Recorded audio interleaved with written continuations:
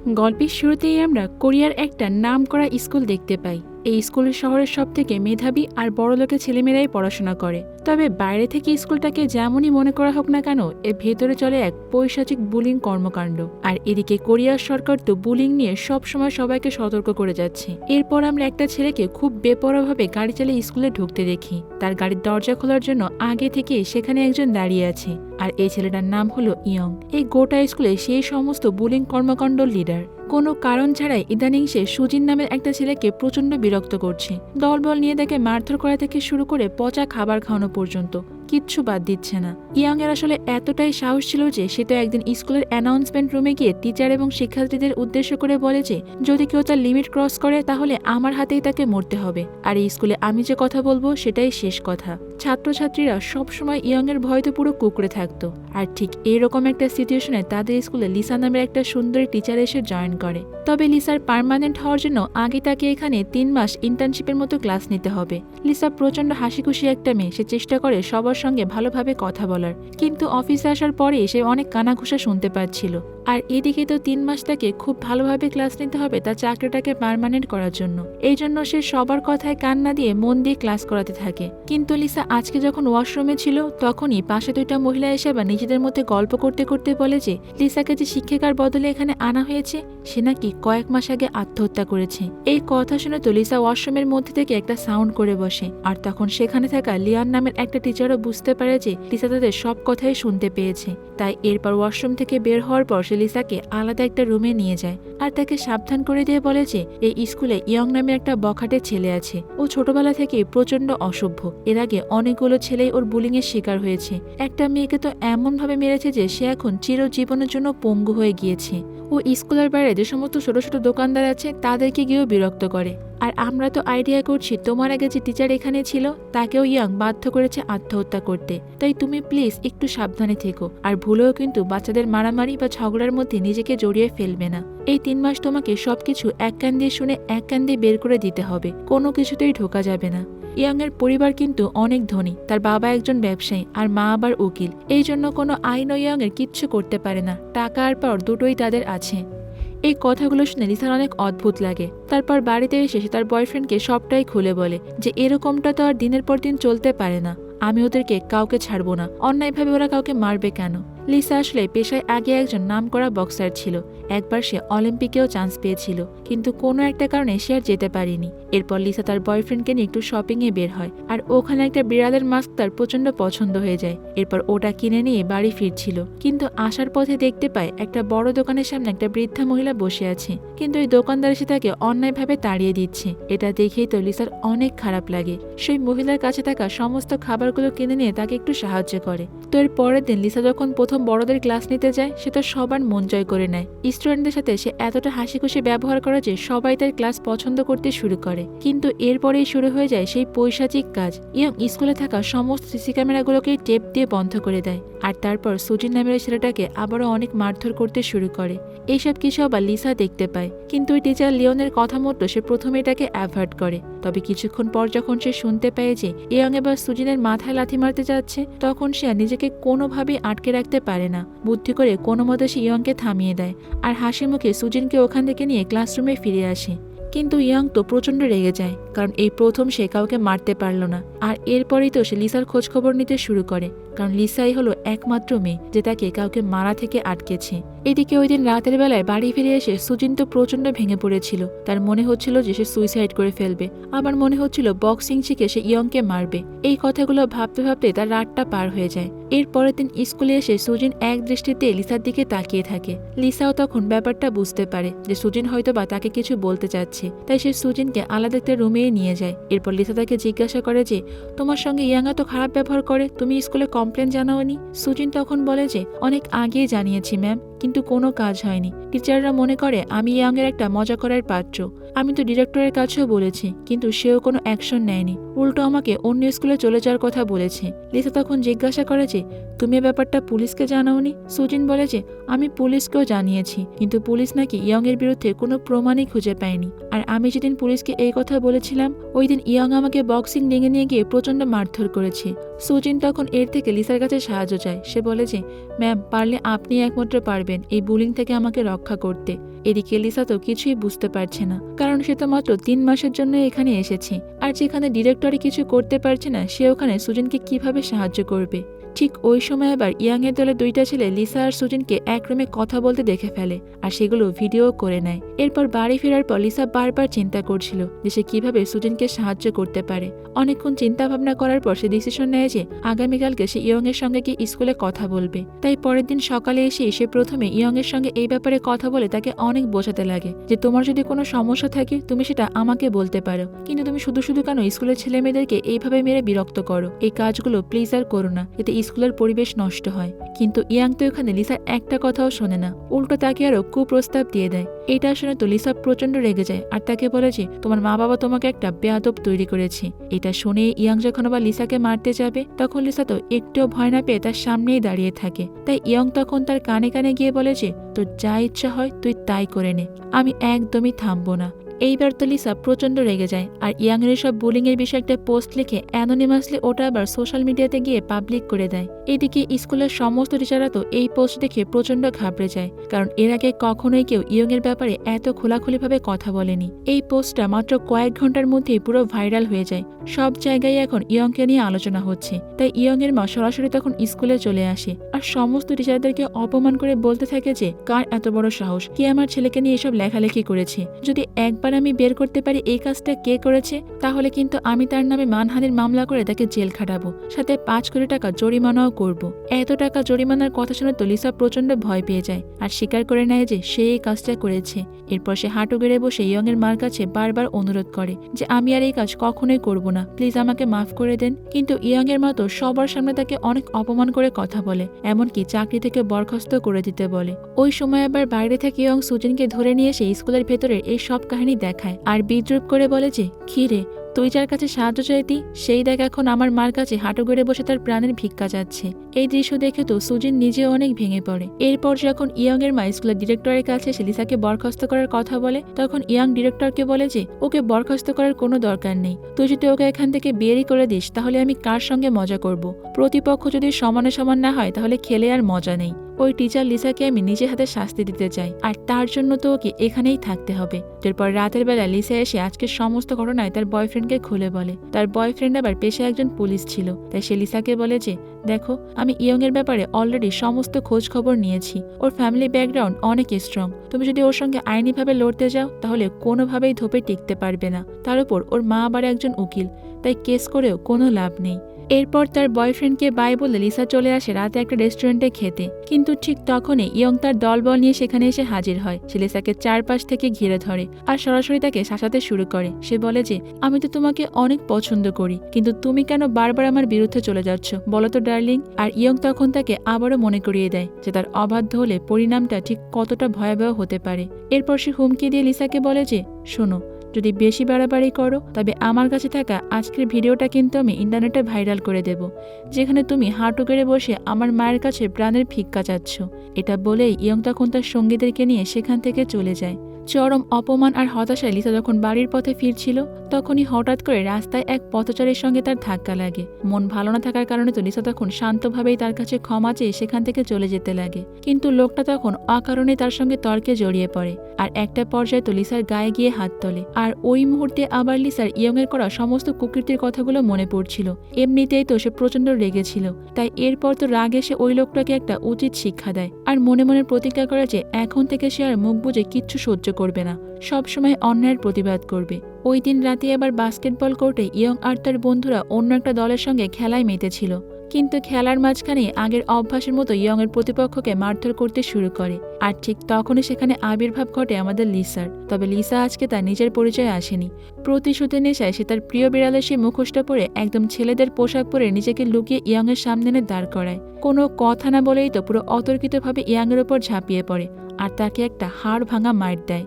Young যখন ওই মার খেয়ে যন্ত্রণায় কাতরাচ্ছিল, ঠিক তখনই আবার লিসার পুলিশ অফিসার বয়ফ্রেন্ড সেখানে এসে হাজির হয়। আর নিজের বয়ফ্রেন্ডকে দেখে তো লিসা তখন দ্রুত সেখান থেকে লুকিয়ে পড়ে। তবে লিসা আজকের এই কাজের জন্য তো অনেক খুশি ছিল। সে নিজের ওপর অনেক প্রাউড ফিল করছিল যে অনেক দিন পর সে ইয়ংকে একটা আচ্ছা মতো ধোলা দিতে পেরেছে। তো পরের দিন স্কুলে ইয়াং এর এরকম করুণ অবস্থার কথা জানাজানি হলে তো ছাত্রছাত্রী থেকে শুরু করে শিক্ষকরা মনে মনে ভীষণ খুশি হয়। লিসাও তখন সবার মুখে তৃপ্তির হাসি দেখে তো নিজেও অদ্ভুত একটা আনন্দ অনুভব করে। অন্যদিকে অপমানে জ্বলে পুড়ে খাক হয়ে যাওয়ার ইয়াং তো তার বন্ধুদেরকে নিয়ে গাড়িতে যাওয়ার সময় তন্ন তন্ন করে সে হামলাকারীকেই খোঁজার চেষ্টা করছিল। ইয়ং আজকে এতটাই ক্ষিপ্ত ছিল যে সেই রহস্যময় মুখোশধারী খুনিকে হাতের কাছে পেলেই মেরে ফেলবে, এরকম প্রতিজ্ঞা করেই বাড়ি থেকে বের হয়েছিল।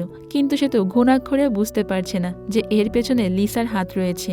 বাড়িতে ফিরে লিসা যখন আয়নার সামনে বারবার মুখোশ পরে নিজেকে দেখছিল, তখনই আবার তার বয়ফ্রেন্ড সেখানে এসে হাজির হয়। তখন সে লিসাকে বলে দেয় যে, শোনো, তোমার এই লড়াই করার ধরন দেখে আমি তোমাকে চিনে ফেলেছিলাম। এরপর সে লিসাকে সতর্ক করে দিয়ে বলে যে এইসব বিপজ্জনক খেলা বন্ধ করো, কারণ একবার আইন বা আদালতের জালে জড়িয়ে পড়লে কিন্তু তোমাকে বাঁচানো আমার পক্ষেও অসম্ভব হয়ে পড়বে। কিন্তু লিসা তো এখন অন্যের প্রতিবাদ করার মাঝে একটা নতুন মজা খুঁজে পেয়েছে। তাই সে ঠিক করে ফেলে যে ইয়ং এর প্রতিটা কুকর্মের শাস্তি সে এখন নিজে হাতেই দেবে। লিসার জেদ দেখে তার বয়ফ্রেন্ড তো একটা পর্যায়ে তাকে থামাতে গিয়ে মুখোশটাই কেড়ে নিতে চায়। আর ওই ধস্তাধস্তির কারণে আবার মুখোশটা সেখানে ছিঁড়ে যায়।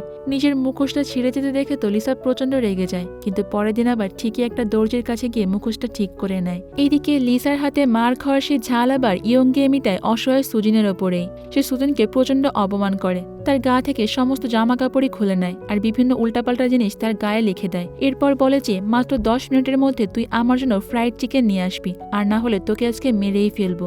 সুজিন তখন চরম আতঙ্কে ওই অবস্থায় দোকানে ছুটতে যায়, কিন্তু দোকানদার তার এই অবস্থা দেখে বলে যে অর্ডার বাদ দাও, আগে তুমি পুলিশের কাছে যাও। কিন্তু সুজিন তখন নিজের প্রাণের ভয়ে শুধুমাত্র অর্ডারটুকু নিয়েই ফিরে আসে। অন্যদিকে দর্জির দোকান থেকে লিসা যখন তার সে মুখোশটা সংগ্রহ করছিল, তখনই তো সুজিনের এক বন্ধু তার কাছে দৌড়ে আসে আর বারবার সাহায্য চায়, কারণ সে আগেই বুঝতে পেরেছিল যে লিসা এসে বিড়াল মুখোশধারী লোকটা। সে লিসাকে বলে যে ম্যাম, ইয়ং আর তার দলবল মিলে সুজিনের ওপর অনেক নির্যাতন চালাচ্ছে, প্লিজ আপনি একটু হেল্প করেন। তো অন্যদিকে স্কুলে যখন ইয়াং আর তার দলবল সুজিনের অপমানের ভিডিও ইন্টারনেটে আপলোড করার প্রস্তুতি নিচ্ছিল, ওই সময় বিড়ালের মুখোশ পরে লিসা সেখানে ঝড়ের গতিতে প্রবেশ করে। শুরু হয়ে যায় একটা বিশাল লড়াই। এবার ইয়াংও পাল্টা জবাব দিচ্ছিল, ফলে লিসাও বেশ আঘাত পেয়ে যায়। তবে শেষ পর্যন্ত লিসার বক্সিং দক্ষতার কাছে ইয়াং হার মানতে বাধ্য হয়। এমন সময় বা সুজিন সেখানে একটা ছুরি নিয়ে এসে হাজির হয়। সে বলে যে আজকে আমি ইয়ংকে মেরেই ফেলবো। কিন্তু লিসা তো এটা কোনোভাবেই চাচ্ছিল না যে ইয়ং এর মতো একটা ছেলেকে মেরে সুজিন শুধু শুধু খুনির আসামি হোক। তাই সে জোর করে সুজিনের কাছ থেকে ছুরিটা ছিনিয়ে নিতে যায়। আর ওই সময় ধস্তাধস্তির কারণে মারাত্মকভাবে তার হাতটা জখম হয়ে যায়। এরপর দৃশ্য পরিবর্তন হলে আমরা লিসাকে হাসপাতালেই দেখতে পাই। সেখানে তার বাবা আর বয়ফ্রেন্ড তাকে দেখতে এসেছে। এর কিছুদিন পর লিসা সুস্থ হয়ে উঠলেও সুজিন মানসিকভাবে সম্পূর্ণ ভেঙে পড়েছিল।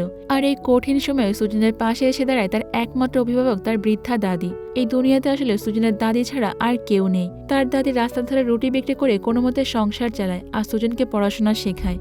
তাই সুজিনার এই অবস্থা দেখে তো তার দাদিও মনে মনে অনেক কষ্ট পায়। সে যে এখন কি করবে কিছুই বুঝতে পারছিল না। এদিকে হাসপাতালে যখন লিসার বাবা তার মেয়ের উপর হয় সব অন্যায়ের কথাগুলো জানতে পারে, সে তো রাগে পুরো হিতাহিত জ্ঞানই হারিয়ে ফেলে। এরপর সে লিসার ওই মুখোশ পরে নিজে ইয়ংকে সাহায্য করতে চলে যায়। কিন্তু দুর্ভাগ্যবশত সে নিজে ইয়ং এর কাছে মার খেয়ে উল্টো হাসপাতালে এসেই ভর্তি হয়। তবে সেখান থেকে বাড়ি ফেরার পথে লিসার বাবার আবার পুরনো এক যন্ত্রণাদায়ক স্মৃতি মনে পড়ে যায়। এক সময় সে নিজের মেয়েকে কঠোর পরিশ্রম করিয়ে বক্সিং শেখাতো আর অলিম্পিক পর্যন্ত নিয়েও গিয়েছিল। কিন্তু লিসার মা মারা যাবার পর লিসা তার বাবার মাথার উপর থাকা বিপুল পরিমাণ ঋণের বোঝা কমাতে ম্যাচ ফিক্সিং এর পথ বেছে নিয়েছিল। টাকার বিনিময়ে সে ইচ্ছা করে রিঙে গিয়ে মার খেয়ে হেরে আসত। সেদিন লিসার বাবা এই সত্য জানতে পেরে মেয়ের উপর প্রচন্ড অভিমান করে বলেছিল যে সে নাকি তার মেয়ে হওয়ার যোগ্য নয়, কারণ সে নিজের আত্মসম্মানটাকে টাকার কাছে বিক্রি করে দিয়েছে। অথচ লিসা তো এই চরম ত্যাগ স্বীকার করেছিল শুধুমাত্র তার বাবাকে ঋণের হাত থেকে মুক্তি দিতেই। বাবার মুখে এরকম অপমানের কথা শুনে তো লিসা প্রচন্ড কষ্ট পায়। সে ওই দিন অঝরে কেঁদেছিল। আর ওই দিনকের পর থেকেই তারা বাবা আর মেয়ে আর একে অপরের সঙ্গে ঠিকভাবে কথা পর্যন্ত বলেনি। আর আজকে অনেক দিন পর তার বাবা যখন সমস্ত সত্যটা জানতে পারে, তার তো বুক ভেঙে কান্না আসছিল। এরপর গাড়ি চালাতে চালাতে কাঁদতে কাঁদতে তিনি লিসার কাছে বারবার ক্ষমা চাইতে থাকে। তার বারবার মনে হচ্ছিল যে মেয়েটা তাকে ঋণের অভিশাপ থেকে বাঁচাতে নিজের কেরিয়ার আর আত্মসম্মান বিসর্জন দিল, তাকেই সে সবচেয়ে ভুল বুঝেছিল। বাবা হিসেবে তার এই ব্যর্থতা ভেতর থেকে তাকে কুড়ে কুড়ে খাচ্ছিল। তখন পেছন থেকে লিসা আবার এই সবটা শুনতে পায়। আর তার বাবাকে জড়িয়ে ধরে অনেক সান্ত্বনা দেয়। দীর্ঘদিনের জমে থাকা মান অভিমান এবার ধুয়ে মুছে গিয়ে তো বাবা মেয়ের সম্পর্ক আবারও আগের মতো মধুর হয়ে ওঠে। তো এদিকে পরের দিন স্কুলে তো একটা থমথমে পরিবেশের সৃষ্টি হয়। ইয়ং আর তার দলবল তো পাগলের মতো প্রতিটা ক্লাসরুমে গিয়ে ছাত্রছাত্রীদের জামার হাত গুটিয়ে তাদের হাত পরীক্ষা করতে শুরু করে যে গতরাতে রহস্যময় হামলাকারীর হাতে ছুরির গভীরে ক্ষতচিহ্ন অবশ্যই থাকবে। কিন্তু পুরো স্কুল চষে ফেলার পরও সে কাউকে খুঁজে পায় না। এদিকে লিসার জন্য তো আজকের দিনটা অনেক আনন্দের, কারণ সেই দিনই 3 মাস হয়ে গিয়েছে আর এখন তার চাকরিটা পার্মানেন্ট হয়ে যাবে। তাই সে তো খুশি মনে করিডোর দিয়ে যাচ্ছিল, কিন্তু ওই সময় আবার দূর থেকে ইয়ং তাকে দেখতে পায়। লিসার এরকম চলাফেরা দেখে তো ইয়ং এর একটু খটকা লাগে, তাই সে লিসাকে জোর করে একটা ফাঁকা রুমে নিয়ে যায়। আর এরপর তার হাত চেক করতে তো সে ওই দাগটাও পেয়ে যায়। ইয়ং তো প্রচন্ড অবাক হয়ে যায়। তবে সে লিসাকে এবার একটা ভয়ঙ্কর চ্যালেঞ্জ ছুড়ে দেয়। সে লিসাকে স্কুলের বক্সিং ক্লাবে একটা ওপেন বক্সিং ম্যাচ খেলার প্রস্তাব দেয়। ইয়ং এর কথা শুনে তখন স্পষ্ট বোঝা যাচ্ছিল সে পুরো খুনের নেশায় মত্ত হয়ে আছে। এরপর সে লিসাকে সরাসরি চ্যালেঞ্জ দিয়ে বলে যে, শোন, যদি তুই চ্যালেঞ্জটা গ্রহণ করিস তাহলে বক্সিং রিং এর ভেতরে সবার সামনে তোকে পিটিয়ে মেরে ফেলবো, আর যদি রাজি না হোস তবে প্রতিদিন তিলে তিলে তোকে শেষ করে দেব। লিসা তখন কোনো মতে নিজেকে সামলে নিয়ে সেখান থেকে ক্লাসরুমে ফিরে আসে। ক্লাসে ফিরে আসার পর লিসা লক্ষ্য করে যে সুজিন আজকে স্কুলে আসেনি। লিসা তো এটা দেখে প্রচন্ড দুশ্চিন্তায় পড়ে যায়। তাই সে দ্রুত স্কুলের অফিসে গিয়ে সুজিনের বাড়ির ঠিকানাটা জোগাড় করে আর সরাসরি সেখানেই পৌঁছে যায়। তবে ওখানে গিয়ে তো লিসা একদম অবাক হয়ে যায়, কারণ সুজিনের দাদি আর কেউ নয়, সে যে বৃদ্ধা মহিলাকে একদিন রাতের বেলা রুটি কিনে সাহায্য করেছিল সেই মহিলা। সুজিনের দাদিও তখন লিসাকে দেখে অনেকটা আশার আলো দেখতে পায়। সে লিসার হাত ধরে অনেক মিনতি করে বলে যে, পারলে তুমিই পারবে মা, আমার একমাত্র নাতিটাকে নরক যন্ত্রণা থেকে উদ্ধার করতে। এরপর সুজিনের খোঁজে লিসা যখন ছাদে গিয়ে দাঁড়ায় তখন তো তার গা শিউরে ওঠে, কারণ সুজিন তো ছাদের একদম কিনারে গিয়ে আত্মহত্যা করার প্রস্তুতি নিচ্ছিল।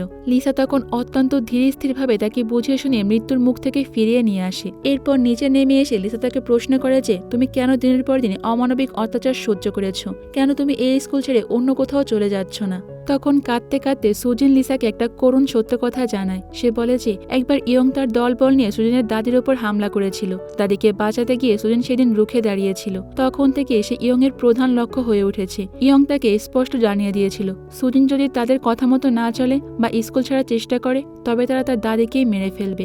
দাদির প্রাণের মায়াতে সুজিন নিজেকে ইয়ং এর দাসেই পরিণত করেছে। সে আরও জানায় যে ইয়ং কতটা পৈশাচিক হতে পারে তার প্রমাণ সে আগেই দিয়েছে। এর আগে স্কুলের একজন টিচারকে সে এতটাই মানসিকভাবে বিধ্বস্ত করে দিয়েছিল যে ওই টিচার আত্মহত্যা করতে বাধ্য হয়েছিল। সবটা জানতে পারার পর রাগে লিসার শরীরে রক্ত যেন টকবক করে ফুটতে শুরু করে। সে বুঝতে পারে যে এই শয়তানকে থামানোর জন্য আইনি ব্যবস্থার চেয়েও বড় কোনো শিক্ষা দেওয়া প্রয়োজন। তাই এইবার নিজের সব ভয় আর আতঙ্ককে জয় করে তো লিসা ইয়ং এ সে মরণঘাতী বক্সিং চ্যালেঞ্জটা গ্রহণ করার চূড়ান্ত সিদ্ধান্ত নিয়ে নেয়। তাই একদিকে ইয়াং আর অন্যদিকে লিসা উভয়ে সে চূড়ান্ত বক্সিং লড়ার জন্য নিজেদেরকে প্রস্তুত করতে শুরু করে। এইভাবে কয়েকটা দিন কেটে যায় আর অবশেষে চলে আসে সেই বহুল প্রতীক্ষিত দিন। স্কুলের সব ছাত্রছাত্রীদের মাঝেই তো এক অদ্ভুত টেনশন কাজ করছিল। তবে মজার ব্যাপার হলো স্কুলের সব বাচ্চারা লিসাকে সমর্থন জানানোর জন্য বিড়ালের মুখোশ পরে গ্যালারিতে এসে হাজির হয়। যদিও ইয়ং আর সুজিন ছাড়া বাকিরা কেউই জানতো না যে ওই মুখোশের আড়ালে আসলে তাদের প্রিয় টিচার লিসাই আছে। আর অবশেষে রিং এর ভেতরে শুরু হয়ে যায় সেই হাড্ডাহাড্ডি লড়াই। ম্যাচ শুরু হতেই বোঝা যাচ্ছিল যে ইয়ং এবার বেশ ভালো প্রস্তুতি নিয়ে রিংয়ে নেমেছে। সে লিসার উপর একের পর এক বিধ্বংসী ঘুষি মারছিল। লিসা যেন কোনোভাবে ইয়ং এর শক্তির সঙ্গে পাল্লা দিয়ে পেরে উঠছিল না, বারবার পিছিয়ে যাচ্ছিল। কিন্তু ঠিক ওই মুহূর্তে লিসার চোখের সামনে ভেসে ওঠে অসহায় সুজিনের মুখ, আর তার উপর হয় অমানবিক অত্যাচারের স্মৃতি। তাই এরপর নিজের মনে সবটুকু শক্তি সঞ্চার করে লিসা আবারও ঘুরে দাঁড়ায়। শুরু হয়ে যায় প্রচন্ড ফাইট ব্যাক।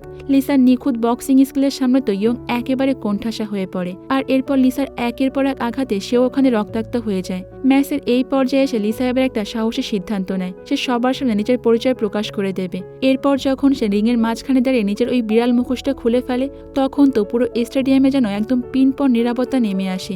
স্কুলের সবাই ভেবেছিল যে এই শক্তিশালী লড়াকু মানুষটা হয়তো বা কোনো ছেলে, কিন্তু তাদের নিজেদের শিক্ষককে দেখেই তো সবাই পুরো অবাক হয়ে যায়। তবে একটু পরেই তো সবাই লিসাকে উৎসাহ দেওয়ার জন্য তালি দিতে শুরু করে আর তার নাম ধরে ডেকে চিৎকার করতে থাকে। সবার এইরকম ভালোবাসা দেখে লিসার আত্মবিশ্বাসও আরও বেড়ে যায়। এরপর সে ইয়ংকে একের পর এক আঘাতে পুরো ধরাশায়ী করে ফেলে। ইয়ং যখন মাটিতে লুটিয়ে পড়ে যন্ত্রণায় কাতরাচ্ছিল তখন লিসা তাকে শান্তভাবে জিজ্ঞাসা করে যে সে কি নিজের ভুল বুঝতে পেরেছে। লিসা আসলে চেয়েছিল ইয়ং যেন সবার সামনে ক্ষমা চেয়ে নেয়, কিন্তু ইয়ং এর অহংকার ছিল তো পুরো আকাশচুম্বী। সে ওই অবস্থায় দাঁড়িয়ে অত্যন্ত কর্কশ ভাষায় লিসাকে অপমান করে আর বলে যে আমি কোনো ভুল করিনি। তার এরকম চরম অহংকার দেখে তো লিসা এবার তাকে শেষবারের মতো সজোরে একটা আঘাত করে আর মাথা উঁচু করে স্টেডিয়াম থেকে বেরিয়ে যায়। সবার সামনে ইয়ংয়ের এরকম অপমান আর পরাজয় দেখে তো সাধারণ শিক্ষার্থীদের মনে জমে থাকা দীর্ঘদিনের ভয় ভেঙে যায়। একে একে সবাই পুলিশের কাছে গিয়ে ইয়ংয়ের বিরুদ্ধে অভিযোগ দিতে শুরু করে। কয়েকদিনের মধ্যেই তো এই ঘটনাটা পুরো দেশ জুড়ে আলোচনার কেন্দ্রবিন্দুতে পরিণত হয় আর ভিডিওটাও ভাইরাল হয়ে যায়। তাই পুলিশ কোনো উপায় না পেয়ে শেষমেশ ইয়ংকে গ্রেফতার করে ফেলে। কিন্তু সংবাদ সম্মেলনের সময় ইয়ংয়ের কোনো অনুশোচনা ছিল না। সে চিৎকার করে সাংবাদিকদের বলতে থাকে যে বড়লোক হিসেবে গরিবদের উপর অত্যাচার করাটা আমার জন্মগত অধিকার। আর একটা কিশোর ছেলের এরকম বিকৃত মন মানসিকতা দেখে তো আদালত থেকেও তাকে রেহাই দেওয়া হয় না, তাকে 10 বছরের কারাদণ্ড প্রদান করা হয়। এরপর গল্পের শেষে আমরা দেখতে পাই লিসা এখন শুধু একজন স্কুল শিক্ষিকাই নয়, সে এখন অনেক ছেলেমেয়ের জন্যই একটা আলোর দিশা। দিনের বেলায় সে স্কুলে ক্লাস নেয় আর রাতে নামে সুবিধাবঞ্চিত আর দুর্বল ছেলেমেয়েদেরকে বক্সিং প্রশিক্ষণ দিতে। সে চায় যে প্রতিটা বাচ্চাই যেন আত্মরক্ষা করতে শেখে, যাতে করে ভবিষ্যতে আর কোনো ইয়ং তাদের উপর যেন র্যাগিং বা মানসিক নির্যাতন করার সাহস আর না পায়। আর এখানেই শেষ হয়ে যায় আমাদের আজকের এই দুর্দান্ত বুলিং মুভির গল্পটি।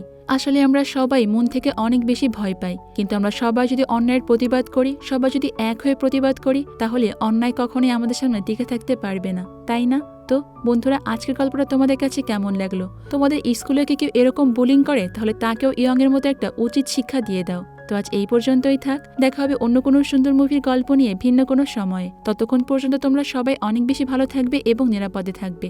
আর অবশ্যই তো কুহেলিকার সঙ্গেই থাকবে, তাই না? আল্লাহ হাফেজ।